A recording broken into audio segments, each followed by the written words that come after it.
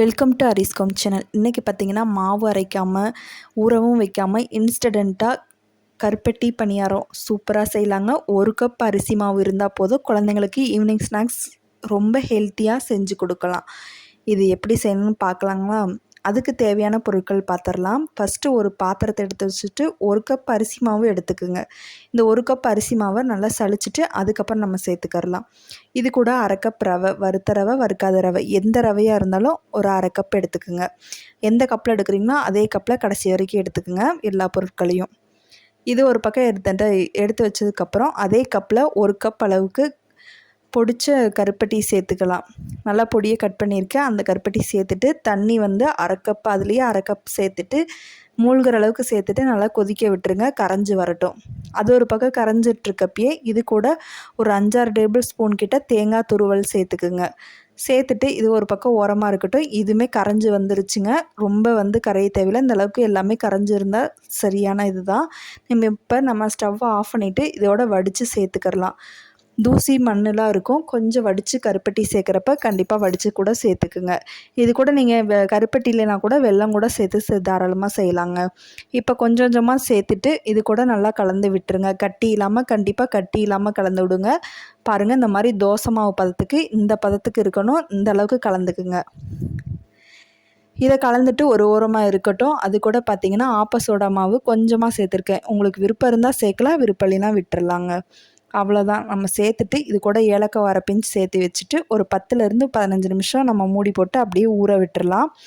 அப்போ பார்த்திங்கன்னா ஒரு 10லேருந்து 15 நிமிஷம் எடுத்து பார்க்குறப்ப சில பேர்த்துக்கு ரவை ஊறி வந்திருக்கும். அப்படி ஊறி ரொம்ப திக்கான கண்டென்சியாக இருந்துச்சுன்னா நீங்கள் பால் கூட காய்ச்சி ஆற வச்ச பால் கூட தாராளமாக சேர்த்துக்கிறலாம்.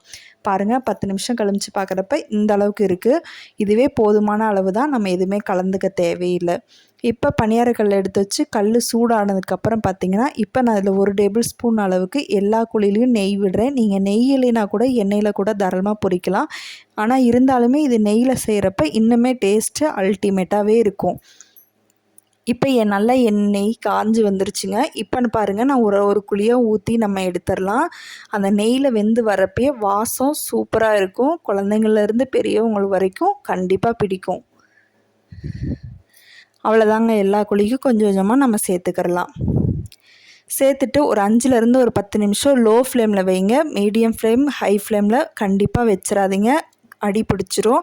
லோ ஃப்ளேம்லேயே வச்சு ஒரு 10 நிமிஷம் வேக விடுங்க. பாருங்கள், வெந்து வந்துருச்சு. இதே மாதிரி எல்லா குழியிலே இருக்க பணியாரத்தை நம்ம திருப்பிக்கலாம். ஒன்று பின்னா ஒன்றா நம்ம திருப்பி அதுக்கு ஒரு 10 நிமிஷம் போல் வேக விடலாம். பாருங்கள், இந்த சைடில் வெந்து வந்துருச்சு, அந்த சைடில் வெந்துட்டுருக்கு. இதுக்கு ஒரு 5 நிமிஷம் போல் தான் டைம் எடுக்கும். அவ்வளோதாங்க, சூப்பராக வெந்து வந்துருச்சு, ஜூஸியாக வெந்து வந்துருச்சு. நெய்லாம் உள்ளே இறங்கி பாருங்கள் எவ்வளோ கோல்டன் ப்ரௌனாக இருக்குதுன்னு பாருங்கள். நல்லாவே சூப்பராக எம்மியாக வெந்து வந்துருச்சு. இப்போ எல்லா பணியாரத்தையும் நம்ம ஒன்று பின்னா எடுத்துடலாம். அவ்வளோதாங்க, இன்ஸ்டண்ட்டாக கருப்பட்டி பணியாரம். 1 கப் அரிசி மாவு இருந்தால் போதும், தாராளமாக குழந்தைங்களுக்கு செஞ்சு கொடுக்கலாம். ரொம்ப ஹெல்த்தியும் கூட. ரொம்ப ஸ்நாக்ஸ் ரெசிபி கேட்குறவங்களுக்கு கண்டிப்பாக இது உதவியாக இருக்கும் நான் நம்புகிறேன். இந்த ரெசிபி உங்களுக்கு பிடிக்கும்னு நம்புகிறேன். பிடிச்சிருந்துச்சுன்னா நம்ம சேனலை லைக் பண்ணி, ஷேர் பண்ணி, சப்ஸ்கிரைப் பண்ணுங்கள். உங்கள் ஃப்ரெண்ட்ஸ் அண்ட் ஃபேமிலிக்கு வீடியோவை ஷேர் பண்ணுங்கள். தேங்க்யூ ஃபார் வாட்சிங்.